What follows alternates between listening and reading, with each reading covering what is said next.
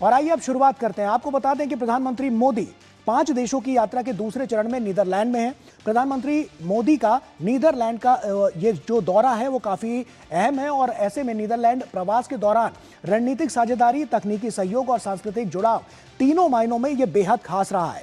दुनिया भर में समुद्र से जंग जीतने की मिसाल माने जाने वाले ऐतिहासिक ऑफ स्लाउडेक डैम का प्रधानमंत्री मोदी दौरा करेंगे और इस दौरे से यह संदेश निकलता हुआ नजर आएगा कि भारत अब जल प्रबंधन, क्लाइमेट रेजिलियंस और आधुनिक इंफ्रास्ट्रक्चर जैसे क्षेत्रों में वैश्विक साझेदारियों को नई गति देना चाहता है।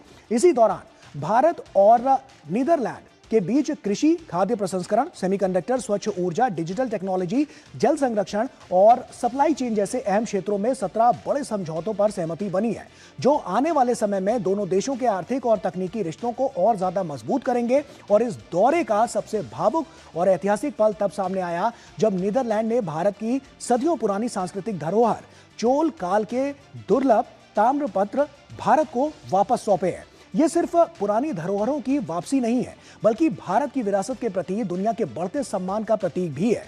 अब प्रधानमंत्री मोदी का अगला पड़ाव जो है वो स्वीडन है, जहां गोथेनबर्ग में वो भारत स्वीडन वार्ता में इस दौरान रक्षा सहयोग, green technology, innovation, artificial intelligence और टिकाऊ विकास जैसे बड़े और अहम मुद्दों पर बड़े फैसले यहां पर हो सकते हैं।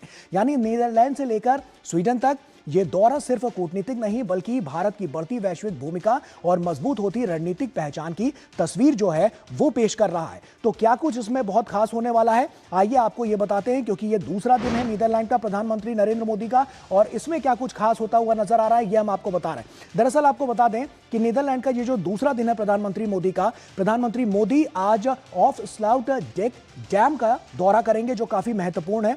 डच समकक्ष से भी जो है वो यहां पर मौजूद रहेंगे और इसके अलावा 32 किलोमीटर लंबा समुद्री सुरक्षा बांध है। उत्तरी सागर से नीदरलैंड की सुरक्षा जो है वो साफ तौर पर देखी जा रही है। डैम से यहां पर मीठा पानी जो है वो तैयार किया जाता है, किस तरह से तकनीक का इस्तेमाल किया जाता है ये भी हम आपको बताएंगे। नवीकरणीय ऊर्जा का ये जो है वो हब बना है और इसके अलावा जल प्रबंधन, स्वच्छ ऊर्जा पर साफ तौर पर फोकस किया जा रहा है। तो कितना महत्वपूर्ण है आप इसको समझिए। वाटर मैनेजमेंट को लेकर जो लगातार जो कवायदे हैं वो तेज होती हुई नजर आई हैं, उसमें ये डैम जो है जब प्रधानमंत्री यहां पर पहुंचकर यहां पर दौरा करते हुए नजर आएंगे तो बहुत सारी चीजें साफ होती हुई नजर आएगी और उससे भारत और जो नीदरलैंड है उसके बीच भी एक आपसी तालमेल बैठाया जाएगा और साफ तौर पर किस तरह से वाटर को मैनेज करना है, वाटर मैनेजमेंट को लेकर जो नई बारीकियां हैं वो यहां पर नजर आएंगी। तकनीकी क्षेत्र में क्या कुछ और अहम होने वाला है वो भी हम आपको बताते हैं। भारत नीदरलैंड जो है उसमें सामरिक साझेदारी का जो रोड मैप है वो साफ तौर पर तैयार हो चुका है। 17 समझौतों से मजबूत होती साझेदारी अब नजर आएगी और ऐसे में सेमीकंडक्टर पर जो समझौता हुआ है वो टाटा ASML डील अब डन होती हुई नजर आ रही है और ये अपने आप में बहुत बड़ी पहल के रूप में देखा जा रहा है। आपको बता दें ASML जो है ये जो डील है वो इसमें जो ASML कंपनी है वो सेमीकंडक्टर को जो मशीन बनाती है उसे बनाती है और आप समझिए कि अपने आप में ग्लोबल लीडर है और इसीलिए कहा जाता है कि सेमीकंडक्टर के क्षेत्र में बहुत बड़ा दूरगामी कदम होगा जब भारत मेक इन इंडिया के तहत जो सेमीकंडक्टर का निर्माण करता हुआ नजर आ रहा है तो टाटा ASML जैसी कंपनियां साफ तौर पर आगे बढ़ती हुई नजर आएंगी और एक साथ सेमीकंडक्टर को एक नई ऊंचाइयों पर भारत और नीदरलैंड जो है वो लेते हुए नजर आएंगे। इसके अलावा जो महत्वपूर्ण सांस्कृतिक पहल हुई है, चोल ताम्रपत्रों की वापसी, मोबिलिटी और माइग्रेशन सहयोग, ये बहुत अहम रहा है और उच्च शिक्षा में सहयोग, नालंदा यूनिवर्सिटी और यूनिवर्सिटी ऑफ ग्रोनिंगेन साझेदारी भी काफी महत्वपूर्ण है। तो ये सब कुछ हुआ है और इसके अलावा जिस तरह से जो घर लौटी है धरोहर उसके बारे में आपको बता दें, सांस्कृतिक पहल के हिसाब से ये बहुत अहम है। इसलिए भी अहम है क्योंकि चोल ताम्रपत्रों की जो वापसी हुई, आप समझिए कि कितना महत्वपूर्ण था और इसी के लिए लगातार जो कवायदे थी वो तेज होती हुई नजर आई थी। भारत सरकार के प्रयासों का जो परिणाम है वो अब साफ तौर पर नजर आ रहा है। चोल राजवंश की ऐतिहासिक ये धरोहर रही है और इसीलिए इस पर खास तौर पर फोकस किया गया था। आप समझिए कि चोल राजाओं की जो वंशावली का जिक्र किया गया उसके बाद से यही जो स्थितियां रही हैं उस पर ये गौरवशाली इतिहास को एक बार फिर से जो इतिहास के पन्ने उनको पलटने का काम किया गया है। चोल राजाओं की ये जो सांस्कृतिक विरासत थी उसको किस तरह से अब भारत में उसकी वापसी होती हुई नजर आएगी। संगम काल के राजा कार्यकाल का भी इसमें उल्लेख है और यह साफ तौर पर जताया गया क्योंकि प्रधानमंत्री मोदी ने इस पर आभार जताया है और चोलों की जो महानता है उसको दर्शाते हुए यह ताम्रपत्र जो है वो बहुत अहम हो जाता है, जिसको आप समझ सकते हैं कि कितना बड़ा जुड़ाव और इतिहास से इसका जो जुड़ाव रहा है वो साफ तौर पर नजर आता है। इसके अलावा अगर हम बात करें तो प्रधानमंत्री मोदी का जो नीदरलैंड का ये जो दौरा है काफी महत्वपूर्ण है। क्या बड़ा ग्लोबल संदेश यहां से निकलता हुआ नजर आया है, आइए आपको सुनवाते हैं।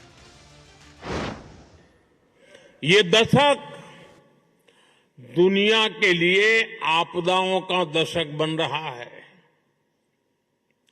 हम सभी देख रहे हैं, अगर ये स्थितियां तेजी से नहीं बदली गई तो बीते अनेक दशकों की उपलब्धियों पर पानी फिर जाएगा। भारतीय बिजनेस के लिए यूरोप में प्रवेश का नेचुरल गेटवे नीदरलैंड बनेगा। भारत चिप मेकिंग में, सेमी कंडक्टर सेक्टर में भी बड़े कदम उठा रहा है। अभी भारत में 12 सेमीकंडक्टर प्लांट्स पर काम चल रहा है। तो नीदरलैंड के बाद प्रधानमंत्री का जो अगला पड़ाव है वो स्वीडन में है। ऐसे में गोथेनबर्ग में ग्लोबल डिप्लोमेसी किस तरह से नजर आएगी, इस पर साफ तौर पर फोकस होने वाला है। और प्रधानमंत्री आज क्योंकि स्वीडन पहुंचेंगे और ये यात्रा भी काफी महत्वपूर्ण मानी जा रही है, भारत स्वीडन रिश्तों पर साफ तौर पर फोकस किया गया है।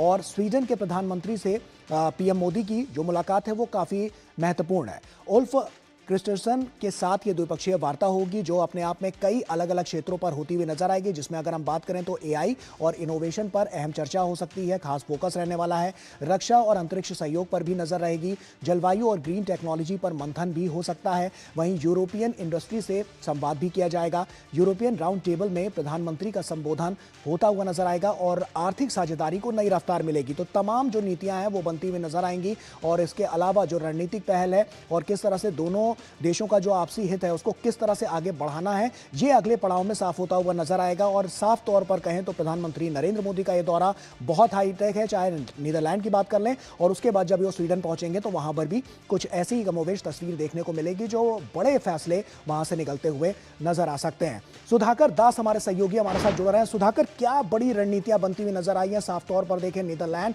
और उसके बाद भारत के साथ, क्योंकि हम टेक्नोलॉजी पर तो देख ही रहे हैं, हाईटेक ये पूरा उनका दौरा है, टेक्नोलॉजी पर तो फोकस है ही है। और क्या कुछ सबसे अहम रहा है, क्योंकि सांस्कृतिक धरोहर चोला को लेकर भी ये जो तस्वीरें हैं वो लगातार साफ होती हुई नजर आई हैं, क्या कहेंगे सुधाकर? बिल्कुल, देखिए एक तरह से कह सकते हैं ऐतिहासिक दौरा नीदरलैंड दौरे का अभी कुछ घंटों में समापन हो जाएगा। प्रधानमंत्री मोदी आज एक डैम विजिट कर रहे हैं। हम जानते हैं कि जो जल प्रबंधन है उस क्षेत्र में नीदरलैंड के साथ हमारा स्ट्रैटेजिक पार्टनरशिप है, रणनीतिक सहयोग है। तो उस लिहाज से ये एक जो डैम है, हम जानते हैं नीदरलैंड लो लाइंग एरिया है, समुद्र तल से औसतन नीचे है ज़्यादातर हिस्सा। तो समुद्री जो सर्ज है, सी सर्ज, उसके चलते बाढ़ ना आ जाए उसके लिए ये डैम बनाया गया। और उसकी वजह से फ़ायदा कृषि को हुआ है, पेयजल व्यवस्था को हुआ है। तो बहुत बेहतरीन एक व्यवस्था उसको प्रधानमंत्री देखने जा रहे हैं। और जल प्रबंधन में हमारा एक एग्रीमेंट भी हुआ है नीदरलैंड के साथ, जिसके तहत कल्पासार में एक बड़ा प्रोजेक्ट बनाया जा रहा है। तो कह सकते हैं बहुत महत्वपूर्ण पूरा दौरा। और निश्चित तौर पर तकनीकी सहयोग इसका एक बहुत खास पहलू रहा है, जिसमें ASML टाटा का जो एग्रीमेंट हुआ है उसकी एक बहुत बड़ी भूमिका रहेगी आने वाले समय में भारतीय सेमीकंडक्टर मिशन को आगे बढ़ाने में।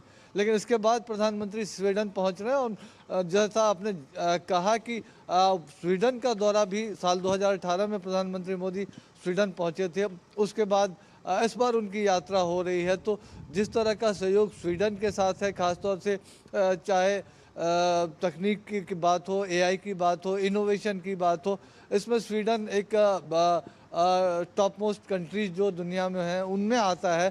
तो तमाम मोर्चों पर बातचीत होने वाली एक बहुत महत्वपूर्ण बातचीत CEO राउंड टेबल की होगी, क्योंकि इसमें जो यूरोपियन यूनियन है उसके सारे देश के जो बिजनेस लीडर्स हैं वो तो रहेंगे ही, उसके अलावा EFTA कंट्रीज़, UK, उसके भी बिजनेस लीडर्स रहेंगे।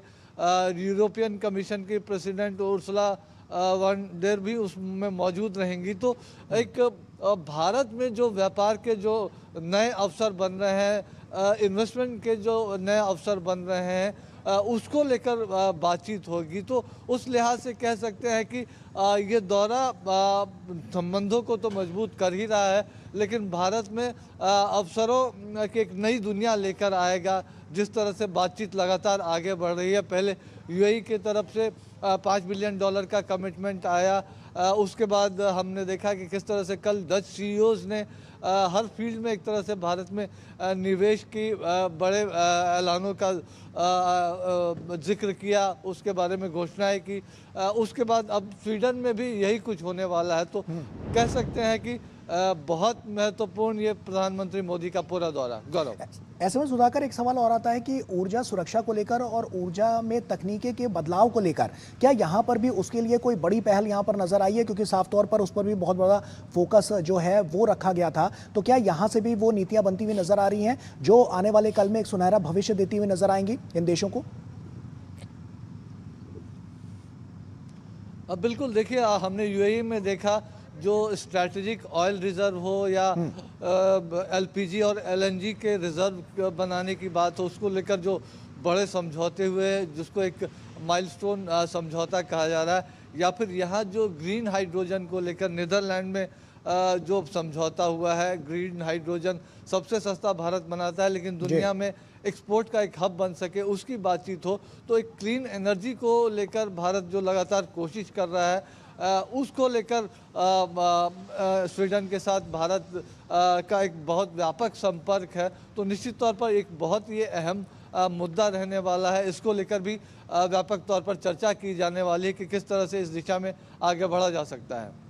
बिल्कुल सुधाकर, ये तमाम ऐसी पहलें हैं जो लगातार देखने को मिल रही हैं और यही वो ठोस स्तंभ है जो कहीं ना कहीं इन दोनों देशों को और आने वाले समय में भारत जिस तरह से वैश्विक स्थिति को और ज़्यादा कंट्रोल करने की जो कोशिश है उस पर बहुत ज़्यादा कारगर साबित हो सकता है। तो ये सब कुछ बहुत निर्णायक मोड़ लेता हुआ नजर आ रहा है और आने वाले समय में जो तस्वीर है वो और ज़्यादा साफ होती हुई नजर आएगी। बहुत बहुत शुक्रिया आपका सुधाकर, हमसे जुड़ने के लिए और तमाम बातचीत हमसे यहाँ पर करने के लिए। और वक्त यहाँ पर